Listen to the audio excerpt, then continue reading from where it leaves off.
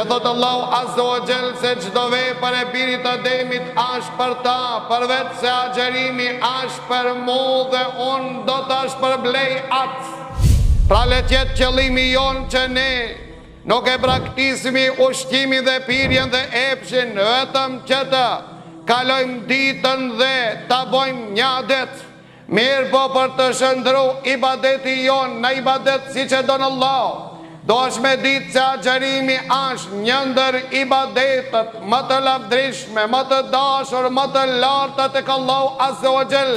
Për këtë arsye ka në hadithin e pejgamberit Allahu që thot Allahu Azza wa Jall, pra hadithul Qudsi, që thot Allahu Azza wa Jall se çdo vepër e birit të Ademit është për ta, përveç se agjerimi është për mu dhe unë do të shpërblej atë. Çka do të thotë se vetëm agjerimi është për mu? Kanë thonë komentatorët e hadithit pejgamberit Allahut shumë komente.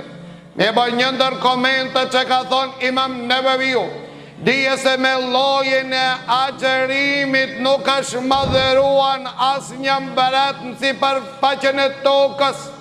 Pra nuk ka agjeru askush në shenjë madhrimi për dikën sipërfaqen e tokës, vetëm për Allahun e tij.